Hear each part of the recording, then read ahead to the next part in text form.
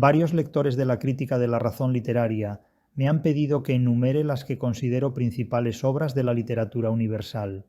He aquí mi respuesta a este requerimiento. Se trata de 30 obras literarias, listadas por orden cronológico, y que a mi particular juicio constituyen lo más importante y esencial de la literatura de todos los tiempos. Naturalmente, es un canon que, aunque universal, es también personal. La selección, así como la exclusión, se basa en un criterio gnoseológico de originalidad primigenia. Dicho de otro modo, lo que en estas obras está conjugado material y formalmente nunca antes lo estuvo en otras. Son obras genuina y genealógicamente geniales, y por esta razón las hemos interpretado con el debido detenimiento en la crítica de la razón literaria. El burlador de Sevilla y Convidado de Piedra, 1619, atribuida a Tirso de Molina. La literatura es incompatible con la inocencia humana. Don Juan carece de límites, tú no. Don Juan es un superhombre al lado de cualquiera de sus lectores o espectadores contemporáneos. Ese mito del superhombre era ya una realidad nostálgica que Nietzsche solo podía encontrar invocando la España de los siglos de oro, para bien o para mal.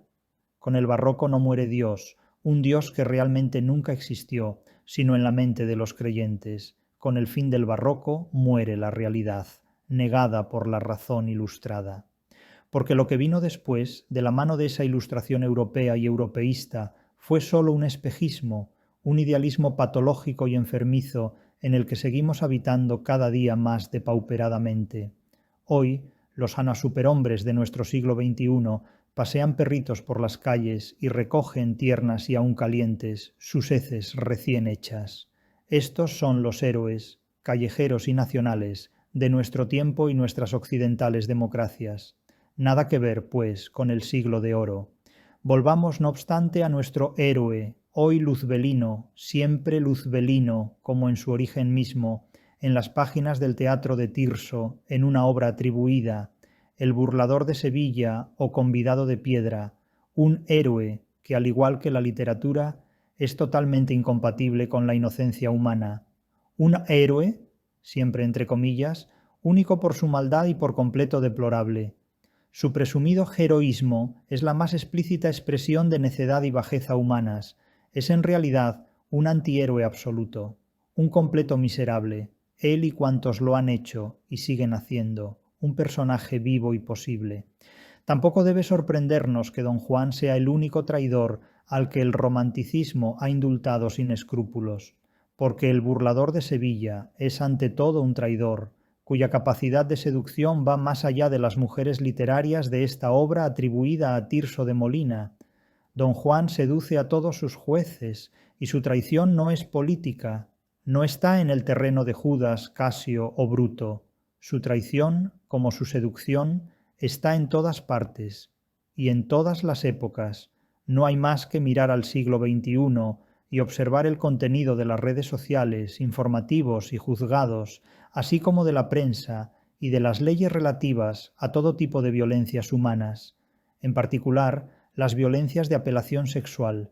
Don Juan no ha muerto, se ha transformado, ha cambiado de objetivo sin renunciar al primero y genuino y más determinante de todos, la patología narcisista del macho engreído, preservado, incluso contra el patriarcado, por un sistema político corrupto al que divierte la instrumentalización sexual de la mujer en beneficio propio y exclusivo, burlesco y gratuito. Sin renunciar a la seducción de cada mujer y al vituperio explícito de cada hombre, hoy tiene como propósito burlarse del Estado. Ha subrogado mujer por electorado, amor por política, sexo por polis. Hoy don Juan es el último emperador de la democracia, es decir, un narcisista de Estado. Hoy don Juan ya no seduce a las mujeres, seduce a los tontos, cuyo número, por cierto, siempre ha sido infinito. En democracia, por ejemplo, la mitad de la población considera estulta y necia a la otra mitad, precisamente por votar a la opción política contraria. Como la consideración de estulticia es mutua, nunca se sabe en realidad quién tiene razón. ¿Acaso ambas partes? La literatura fue lo único que se opuso a don Juan, y el todopoderoso Dios y su justicia metafísica y teológica necesitó, según Tirso, a la literatura una vez más, para hacerse visible y efectivo. Como siempre, a los dioses les basta una pequeña pero decisiva suerte de ficción para hacerse presentes. Los dioses existen gracias a las más suculentas e intimidatorias ficciones humanas. Hablamos de ficciones literarias, por supuesto, no de escrituras sagradas. Concretamente, hablamos de literatura española, es decir, de letras profanas y únicas, decisivas, porque la literatura española fue la única que lo identificó y retrató con todas sus consecuencias, peligros y perversiones. El resto de artes y literaturas imitaron el logro atribuido a Tirso, prácticamente hasta el Don Giovanni de Mozart. Más allá de la ópera del austríaco, el mito de Don Juan degenera sin gracia, salvo algunas excepciones, entre las que cabe mencionar el Don Juan, 1963, de Gonzalo Torrente Ballester. Fuera del arte y la literatura, en particular desde la política y la ideología, salvo individuos irrelevantes, todos han consentido las trampas, engaños y burlas de Don Juan. Jamás le han faltado cómplices y colaboradores, e inocentes y maliciosos, a los que hacer sangre y trizas. Sus aliados, y entre sus principales aliados han de constar todos sus espectadores y muchos de sus críticos literarios, se han divertido con sus maldades y arterías y las han celebrado con gracia y fruición. Las han apoyado, apadrinado e incluso patrocinado, todos excepto la institución más paradójica, el patriarcado. Don Juan es el hijo bastardo de patriarcado, sin duda el mayor y más aborrecido de todos ellos. Uno de los grandes personajes que pone coto a Don Juan es Pedro Crespo. Don Juan sobrevive porque en el antiguo régimen los traidores al patriarcado lo protegen y preservan. Todo en la obra de Tirso es preservación del tenorio ante el patriarcado. Porque si el patriarcado atrapa a Don Juan, su fin es el garrote vil, como ocurre en el alcalde de Zalamea. Pero Don Juan no solo representa la burla y el desprecio a la mujer valiosa, noble, sin duda virtuosa, aunque indiscreta o imprudente en algún momento, pues los tenorios no se ocupan solo con rameras, sino que es y representa ante todo la transgresión del patriarcado y la traición de quienes deberían preservar sus imperativos.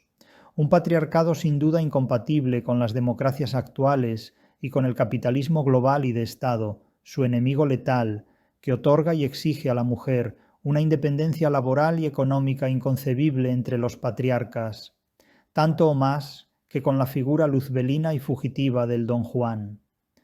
Hoy las cosas han cambiado mucho. Hoy no hay Don Juanes. Hoy hay políticos. Hoy Don Juan es la democracia y sus políticos. Y la seducción y burla del pueblo votante es la violación más divertida e impune. No es una alegoría, es la realidad. La razón es un sentido crítico que permite al ser humano instalarse en el mundo y sobrevivir en él. No es fácil perderla, pero sí es muy común no saber usarla y manejarla mal, y extraviarse, con ella o contra ella, por los más siniestros caminos. Ser irracional no es tan sencillo como parece, pero valerse o disponer equivocadamente de la razón es muy habitual. Es lo que hemos denominado el uso patológico de la razón. Los tarados razonan, pero mal, muy mal, pero razonan. Los psicópatas razonan, pero contra el racionalismo de los demás, y suelen ser mucho más fuertes que los demás, aunque estos, los demás, sean más racionales en muchos aspectos y menos prácticos en casi todos. No basta la razón teórica, es necesaria la razón práctica. Quien sufre a un psicópata acaba por adaptarse a sus exigencias, en lugar de domeñarlo o enviarlo al cubo de la basura, o a la cárcel. El caso de Don Juan es paradigmático. Su destino es de hecho la pena capital, porque su supervivencia es incompatible con el racionalismo de una sociedad humana que pretenda preservarse como tal y sobrevivirse a sí misma. Este drama explica muchísimos de los problemas de nuestro mundo actual, que son, esencialmente, los mismos que los de cualquier otra época, pero interpretados hoy desde la cursilería e impotencia emocionales propias de la posmodernidad. Cada día estoy más convencido de que los códigos esenciales de la vida humana están analizados en el barroco español como nunca antes ni después lo han estado. La tradición literaria grecolatina es una incubadora del pensamiento barroco hispano. La Ilustración, por su parte, si antaño fue el espejismo de la anglosfera, hogaño es el comodín académico de los ignorantes, que repiten como un mantra consignado el epíteto vacuo de la razón ilustrada, una expresión tan inocua como la de inteligencia emocional o ignorancia emocional, es decir, la nada y lo mismo, una tontería. Téngase en cuenta que lo primero que hizo la Ilustración anglo-germana y afrancesada fue cargarse la literatura, la suya y la de los demás.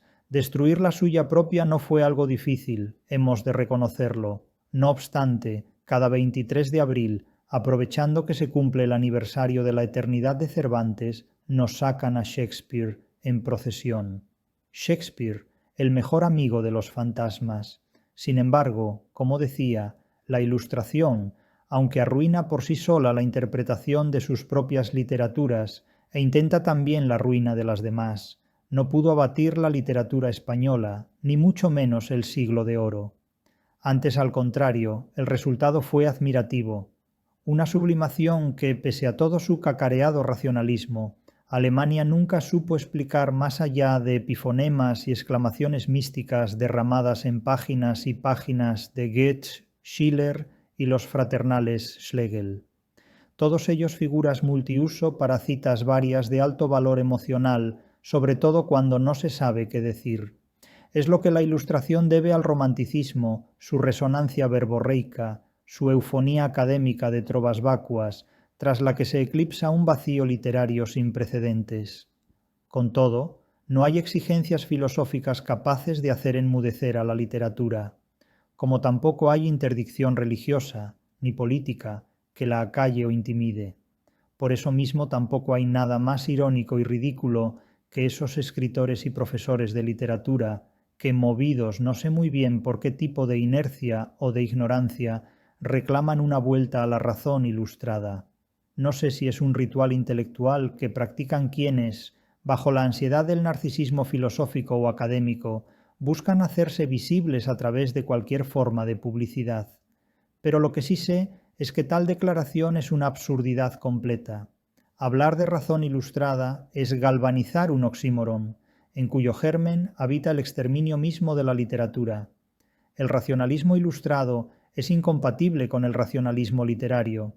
Es un pseudo-racionalismo filosófico que, idealista y narcisista, como el de Platón y tantos otros, expulsa a la literatura del Estado y subsume al ser humano en un tercer mundo semántico, utópico y marfuz. La literatura es incompatible con la razón ilustrada.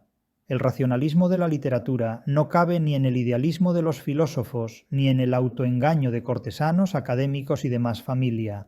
Nuestra sociedad actual, en lugar de enfrentarse al Don Juan, lo glorifica y lo exalta heroicamente, por temor y por ignorancia.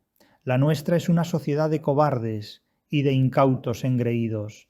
El Siglo de Oro era mucho más valiente y capaz, y sin duda mucho más inteligente, pese a sus posibles ignorancias, para enfrentarse a cualquier adversario. El Siglo de Oro fue capaz de todo. Lo que sucedió después fue el resultado de un antiheroísmo creciente y desbordado, una caricatura degradada, un esperpento.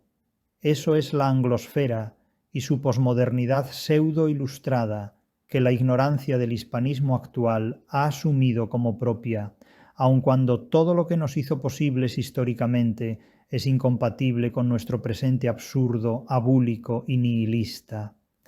Esta obra de Tirso, el burlador de Sevilla, es para la mujer imprudente y para el hombre incauto un manual de información y parénesis de primera categoría. Muy anterior a la invención de la psicología y la psiquiatría, retrata al más letal de los psicópatas, el narcisista luzbelino. No me refiero, solo y sin más, al narcisista maligno. Este prototipo, identificado por la literatura española del siglo XVII y entonces aún no descubierto por la sabia psiquiatría, es Don Juan. Nunca se nos ha explicado así esta obra de Tirso. De Don Juan se ha dicho todo y de todo, y sinceramente, quienes menos han dicho han sido los filólogos, que han comentado impresiones derivadas de ideologías y filbanes propios de cada época, rebojos que las ciencias han dejado a su paso. El burlador de Sevilla es un manual de supervivencia frente a hombres perversos que, por placer propio y gratuito, engañan impunemente a todo ser humano con el que se encuentran. Y lo hacen en un mundo en el que, no por casualidad, sino por infraestructura política, religiosa y económica, son el centro del universo. Don Juan es un tirano modélico. No hay déspota ni dictador que no sea un Don Juan ante su pueblo. El fin de la democracia no está en los populismos descontrolados, sino en un Don Juan que los monopoliza a todos bajo su propio capricho y al servicio de su propia alienación narcisista. El que se pone a servir voluntad no ha de tener, y todo ha de ser hacer, y nada ha de ser decir. El pueblo, sofisticadamente seducido, siempre interpreta en términos de placer lo que no es sino una cruda y permanente violación. Quien confunde la tortura con el orgasmo ha dejado de ser un ser humano. Quien confunde a sus verdugos políticos con sus mandatarios electos ha dejado de ser un demócrata. Pero no lo sabe, ni admite que se lo adviertan, del mismo modo que las víctimas de Don Juan jamás creen a quien las previene de las intenciones de tan singular burlador. La seducción es más poderosa que el peligro, y el ser humano se engaña a sí mismo haciéndose creer que nada le ocurrirá, cuando lo cierto es que Don Juan representa la crónica de una ruina anunciada, para cuantos se relacionan con él, lo admiran y le sirven de alimento narcisista. La edición de esta obra tiene lugar en 1630. Se han propuesto los años de 1619 y 1620 como posibles fechas de su redacción. Con todo, antes de 1625 se escribió sin duda, pues en ese año la compañía teatral de Pedro Osorio la representa en Nápoles, y cabe suponer que con anterioridad se escenificó en los tablados españoles.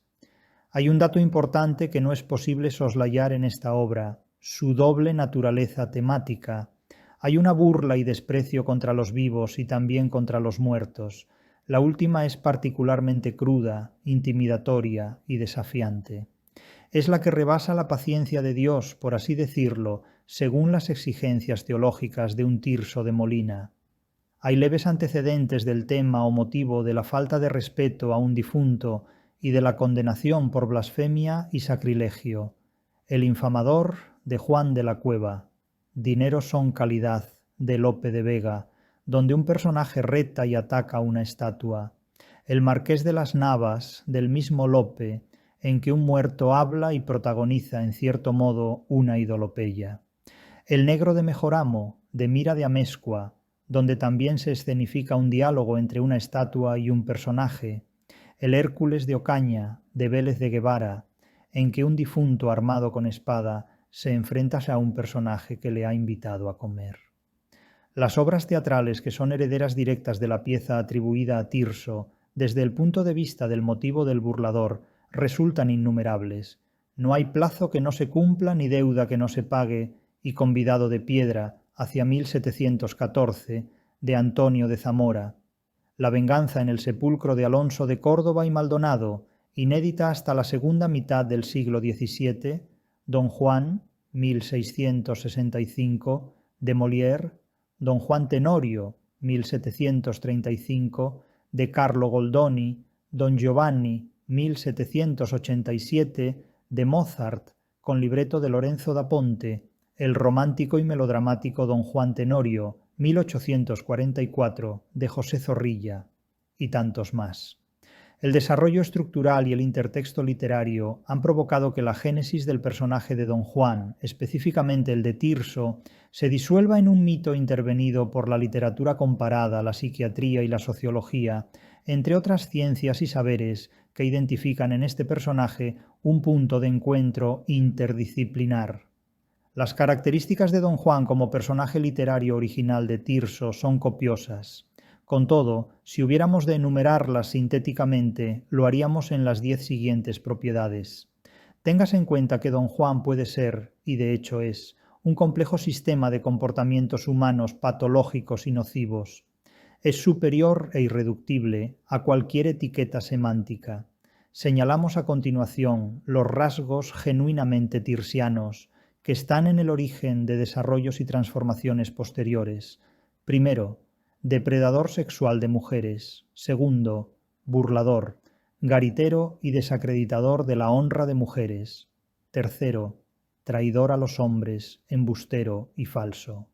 Cuarto, inmoral social, político y religioso. Quinto, sujeto de la tríada de autosatisfacción luzbelina, narcisismo patológico, seducción destructiva y malignidad moral, política y social. Sexto, delincuente impune que actúa bajo el amparo de un sistema político, que no teológico, corrupto, del que él mismo forma parte esencial como miembro libertino de la nobleza. Es enemigo del patriarcado, no producto de él. 7. Excelente actor y fingidor de virtudes de las que carece por completo. Octavo, personaje nihilista, no cree en nada ni en nadie, es insensible a Dios. 9. No es valiente, sino imprudente y temerario, no controla el miedo porque carece totalmente del sentido del miedo. En consecuencia, no actúa con valentía, sino sin consciencia de la realidad y de sus consecuencias. Valiente es quien, conociendo el miedo y la gravedad de la realidad a la que se enfrenta, lo vence, y no se retira como cobarde. No puede ser valiente quien no percibe la realidad o carece de consciencia de peligro. 10. No es rebelde, es parásito, no lucha contra nada, sino que se alimenta de logros, identidades y libertades ajenas. Logros que deshonra, identidades que usurpa y libertades que viola y transgrede sin límites ni sentimientos. Hasta aquí el genoma literario que me permito advertir en el Don Juan de Tirso. Sin duda, podrán apreciarse más detalles según métodos y perspectivas. La lista de sus virtudes no está cerrada, y pese a su currículum, o acaso por eso mismo, es un personaje blanqueado por el idealismo romántico, que vistió de rebeldía su parasitismo, de valentía su temeridad, de astucia su imprudencia y de audacia su absoluta falta de vergüenza, pudor y racionalismo cívico. Don Juan es un inconsciente nato, indiferente e insensible a todo, menos a su propio narcisismo lúcido y luciferino, que tanto admiró el romanticismo. Don Juan es una criatura incompatible con el bien común de cualquier sociedad humana organizada políticamente. El hecho de que el idealismo romántico haya puesto en los altares de la admiración histórica y estética a figuras de este calibre es para hacérselo mirar. Y no olvidemos un hecho clave. El referente teológico es esencial e indisociable de esta obra, aunque hoy resulte imperceptible o eclipsado. Don Juan es un sacrílego, un blasfemo y un nihilista ante Dios y su justicia, su nombre, que siempre usa en vano, y la totalidad de sus mosaicos mandamientos, que incumple de forma sistemática. La crítica literaria ha tratado muy bien a Don Juan. Con hastiosa frecuencia ha sido cómplice de este personaje. Por lo que se refiere a la literatura, a Don Juan le han prestado más atención los hombres que las mujeres, hombres a los que parece haber seducido eruditamente, con desenlaces muy diversos y con frecuencia también más retóricos y perifrásticos, demasiado admirativos a mi juicio, que inteligentes y críticos.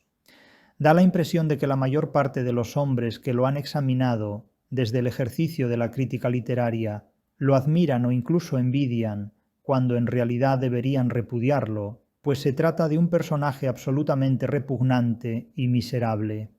De un modo u otro, deberían haberlo examinado con una objetividad literaria de la que comúnmente han carecido. El Don Juan de Tirso, germen que codifica genuinamente el mito, es una advertencia clara y directa contra mujeres y hombres que confían en las apariencias y pierden de vista la realidad, apariencias bajo las cuales se desarrolla la autosatisfacción luzbelina de determinados prototipos humanos que nos acompañan en la vida cotidiana, el trabajo, las relaciones personales, sociales y políticas. Se trata de gentes que ordenan y manipulan nuestras vidas, y ante ellas resulta muy difícil objetivar el acoso, la agresión y la destrucción lenta y medida, que sobre nosotros ejecutan de modo tan sofisticado como políticamente correcto y poderoso. Se amparan en la moral pública, en la religión vigente, en el gran código de lo políticamente asentado en cada época. Disponen de gentes serviles que los cuidan, adoran y protegen, movilizan palmeros y turiferarios, y oponerse a ellos implica jugarse la vida y convertirse en pasto de su alimento y combustible patológicos. Enfrentarse a ellos es satisfacerlos y nutrirlos.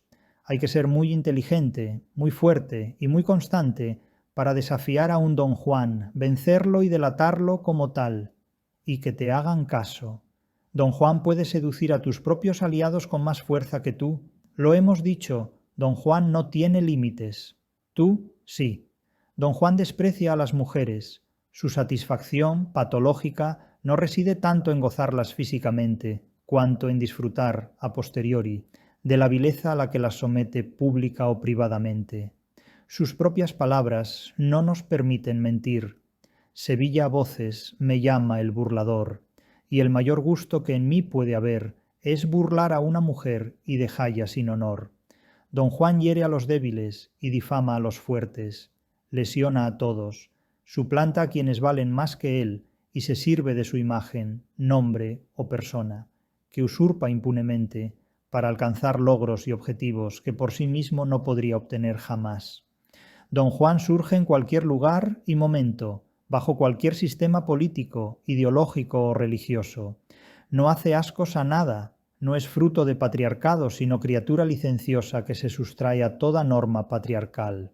Don Juan cuenta con la licencia de poderosos que traicionan los principios del patriarcado para atentar contra mujeres y hombres de forma inulta.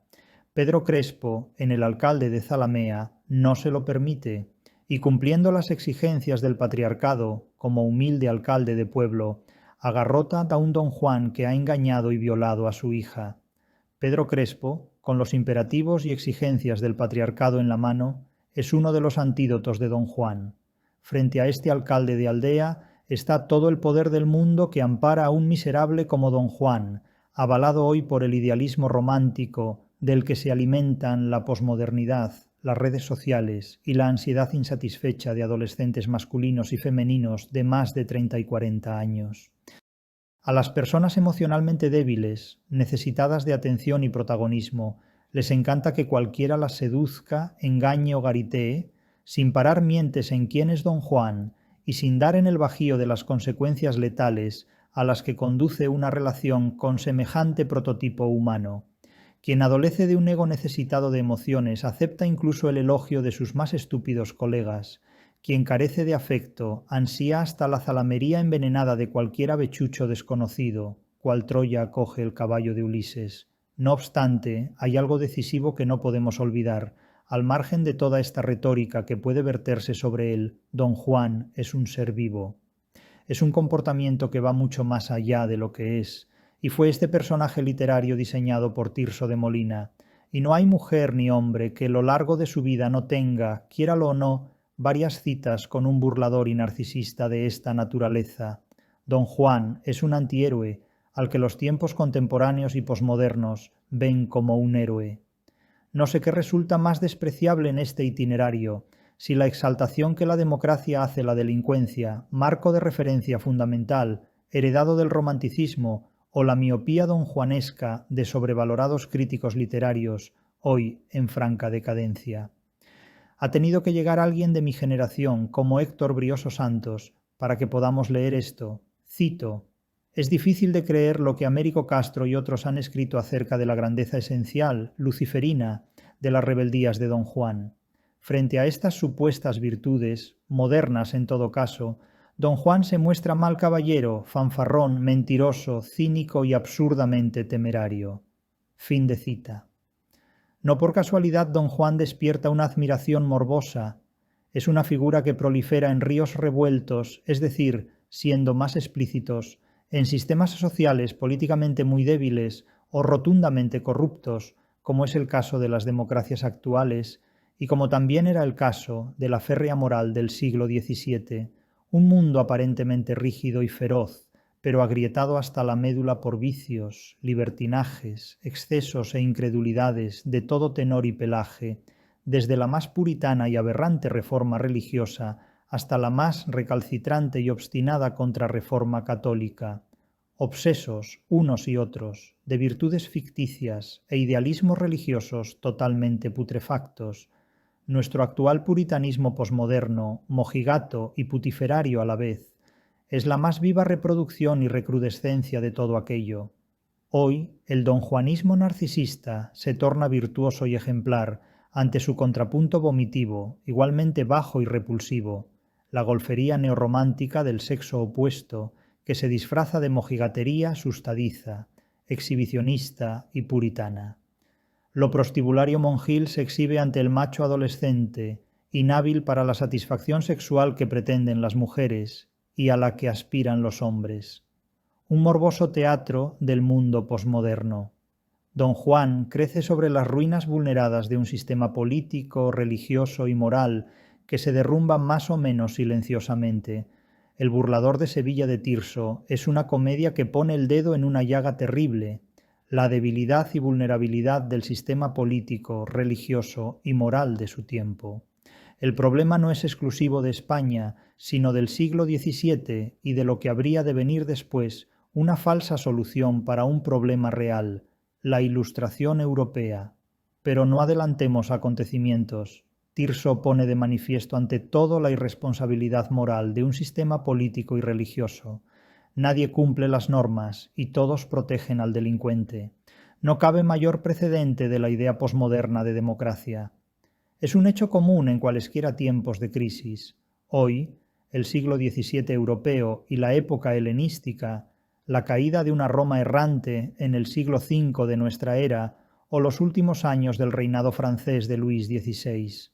Tiempos de supervivencia individual y de insuficiencia de ideas disponibles para afrontar el presente y aún más, el futuro. El objetivo se limita a salvar el ego, un ego que, en realidad, vale muy poca cosa. La obra Tirso presenta a reyes que ignoran su reino, que ponen su monarquía en manos de validos y privados corruptos, para quienes es más importante el libertinaje de sus hijos y deudos que el bien del Estado.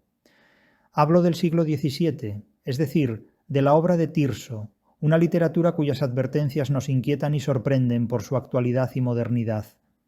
La complicidad de las élites con la salvaguardia de la corrupción es patente, y la irresponsabilidad del monarca es absoluta, explícita e imperdonable. La justicia es miope, perversa y arbitraria. Los reyes decorativos, mal informados y ajenos a la realidad política en la que viven. Insisto en que hablo del siglo XVII, pero la actualidad de la literatura del siglo de oro nos intimida. Leemos el siglo de oro y parece que leemos la prensa digital del día y notamos algo especial. La prensa no dice la verdad. La literatura, sin embargo, sí. La literatura no es profética, sino simplemente monitoria. La literatura es un periódico que, a diferencia de los que escriben los periodistas, nos cuenta la verdad que la actualidad eclipsa y dispersa. Ante la insuficiencia de la justicia humana, que da la espalda al racionalismo antropológico, Tirso impone una solución proveniente del Deus ex machina, de modo que la comedia se apoya en un racionalismo teológico, en virtud del cual es un muerto, noble y virtuoso, quien desde el más allá ajusticia al burlador. Don Gonzalo de Ulloa, comendador asesinado por don Juan y padre de una de las mujeres burladas, tampoco totalmente inocente, hablamos de Ana de Ulloa, es la mano ejecutora, nunca mejor dicho, de la muerte sobrenatural de este libertino miserable y narcisista. Tirso deja de este modo en evidencia el poder político de su tiempo, la corrupción de los gobernantes y de las élites nobiliarias, y la total irresponsabilidad de la monarquía. Don Juan ha burlado y escarnecido a hombres y a mujeres, bajo el amparo irremisible del rey de Nápoles y del rey de Castilla, así como de sus respectivos validos, Pedro Tenorio, su tío, y Diego Tenorio, su padre, nobles ambos, y no menos degenerados e infamantes el uno que el otro. No sorprende que de tales palos tal astilla. Hemos insistido en que las burlas y afrentas de don Juan se dirigen indistintamente contra hombres y mujeres. Don Juan se estrena en la obra que adopta su nombre usurpando la identidad del duque Octavio, a quien la duquesa Isabel acepta furtivamente en su alcoba, sita en el Palacio Real de Nápoles. Consumada la relación sexual, la duquesa, que no ha notado hasta ese momento diferencia alguna entre Octavio, su amante, y don Juan, un desconocido, descubre la cara que tiene el burlador al encender fortuitamente una luz. Lejos de sobresaltarse, el libertino disfruta más de la burla que de la recién celebrada sexualidad, y se da a la fuga. Isabela: «¡Ah, cielo! ¿Quién eres, hombre?» Don Juan: «¿Quién soy? Un hombre sin nombre. Descubierta la zalagarda, su tío lo encubre, y se culpa de tal afrenta a un inocente y medio bobo duque Octavio, que nada sabe del asunto hasta ser prendido al día siguiente por la justicia real. Huido de Nápoles, don Juan arriba con su servil criado a las costas de Tarragona, donde por gratuita diversión se complace en seducir a una arrogante y esbelta pescadora, Tisbea, que se entrega al libertino con una facilidad imposible y verosímil, como diría Aristóteles. La burla se descubre al amanecer, en la huida premeditada de don Juan. Llegado a Sevilla, alardea con el marqués de la Mota las corredurías con las rameras de la ciudad, jactándose de contratar sus servicios para dejarlas después sin blanca, a cambio de darles perros muertos, término que en esa jerigonza de Lampa remite al acto de no pagar los honorarios de las damas de todo rumbo y manejo, por usar aquí las palabras de Cervantes, que podemos leer en el licenciado Vidriera. Acto seguido, don Juan burla a Ana de Ulloa, de quien no puede abusar sexualmente, porque su padre, don Gonzalo, lo impide. Como consecuencia de esto asesina al comendador. De este crimen resulta acusado el marqués de la Mota, pues don Juan llevaba la indumentaria de este libertino colega de correrías, quien, inocente esta vez, se expone a la pena capital. Finalmente, de camino a Lebrija, irrumpe en las bodas de unos labradores ricos, Aminta y Patricio. La desvergüenza es tal que en la misma noche de bodas se las arregla para romper el matrimonio y acostarse con la novia, dejando al marido plantado y cornudo. Aminta, villana imprudente y pretenciosa, accede al encuentro sexual bajo la promesa increíble de matrimonio, unión que implicaba un ascenso social imposible, pero seductor en la mente de una incauta. Nótese que si don Juan se ha burlado de 5 prototipos de mujeres, todas ellas imprudentes y algunas de ellas irracionalmente ambiciosas, si es que hay ambición racionalista y prudente a la vez, lo mismo cabe decir de otros 5 prototipos de hombres incautos y pánfilos.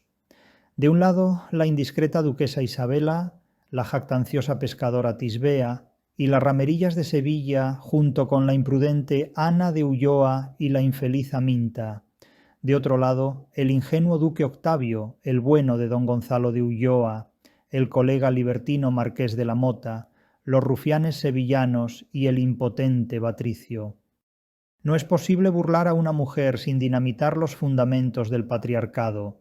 La mujer no está sola en el patriarcado, sino bajo la protección, indudablemente machista, de su padre o hermano, de su galán o cónyuge.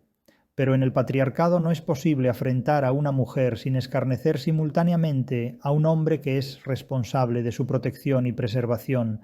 De ahí que Pedro Crespo, sin mediar otro tribunal que el fuero de la conciencia, que es código de la moral de su tiempo, ajusticie en garrote vil al capitán del ejército que ha ofendido el honor de su hija. Con Pedro Crespo no valen don Juanes. Con el patriarcado no valen don Juanes. Los don Juanes son el resultado de un mundo sin normas, donde el delincuente es elevado a los altares del heroísmo por un sistema político y moral degenerado y corrupto, y donde la honradez está proscrita, ridiculizada y maldita. La desvergüenza en España se ha hecho caballería. Desde el romanticismo hay una obsesión creciente por convertir en héroe a todo posible criminal. No por casualidad los héroes de la democracia son los delincuentes, exaltados por el cine, la televisión, los documentales, el periodismo, las redes sociales y hasta la publicidad.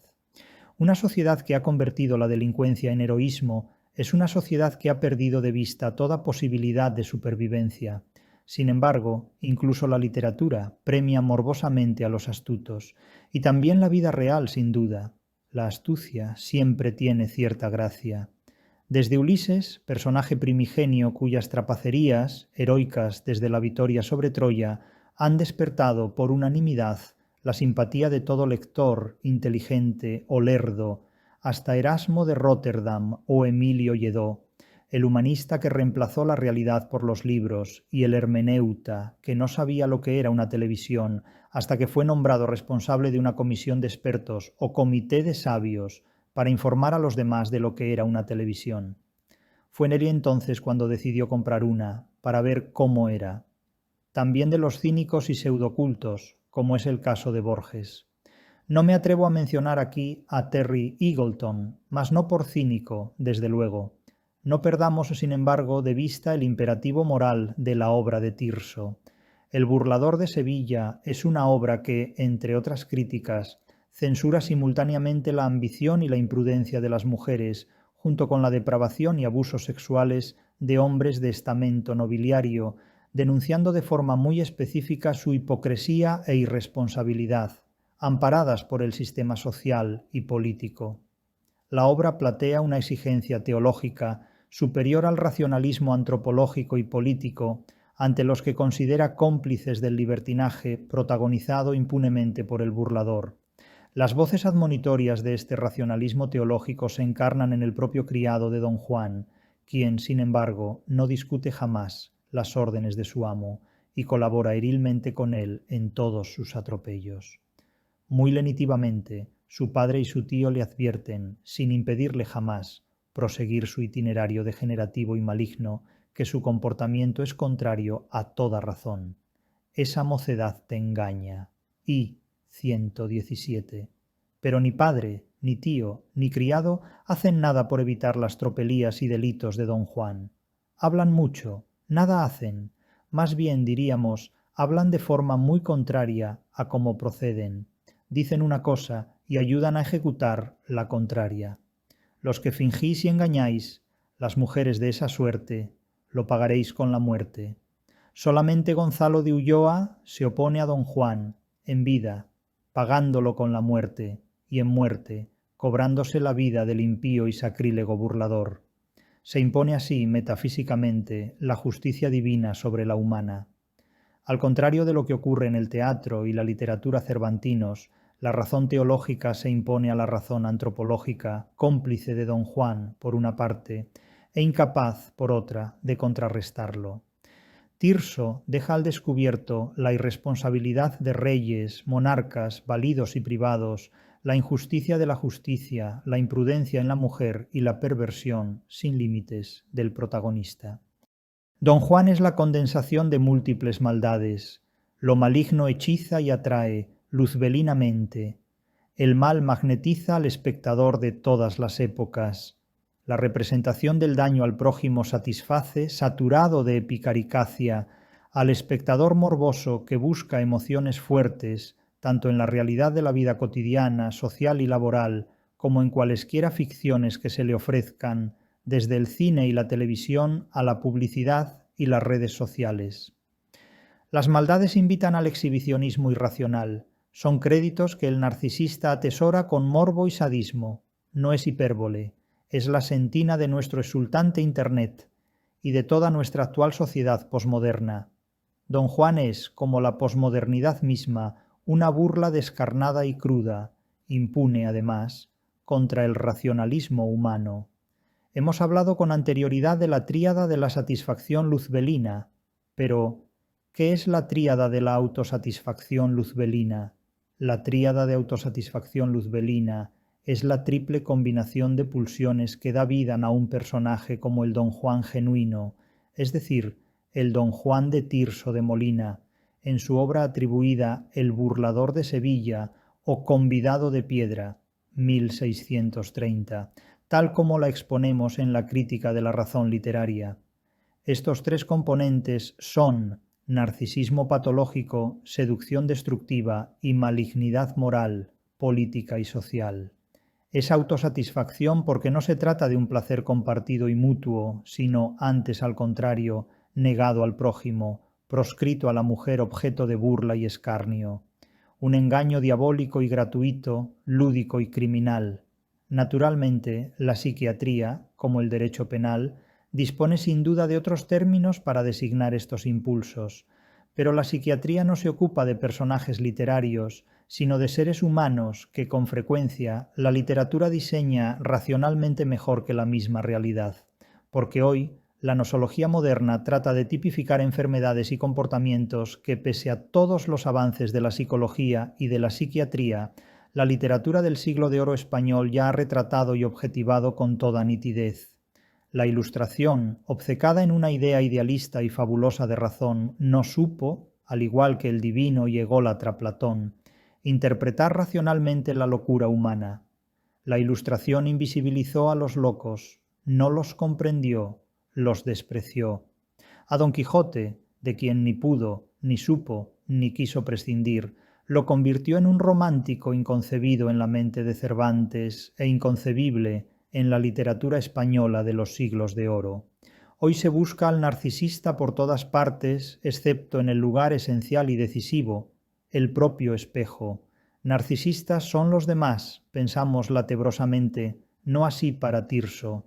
Lo que hoy buscamos entre nuestros vecinos y colegas, con los equivocados parámetros de la Ilustración pseudo-racional e idealista, ya estaba bien hecho y mejor explicado en el racionalismo barroco. Tirso de Molina es el primer cartógrafo del narcisismo humano. Maestro de la psiquiatría moderna, el burlador de Sevilla o convidado de piedra de Tirso, expone literariamente la tríada de la autosatisfacción luzbelina. El mito de Don Juan nace cuando el personaje sale de su obra primigenia y matriz y se adentra en un intertexto literario y en un contexto social que llega hasta nuestros días. Hoy, Don Juan es, de nuevo, un héroe nuevo y admirado. Permítasenos la ploce. Es el hijo bastardo del placer de la buscona posmoderna. Don Juan es un tósigo melífico, un veneno que sabe a miel.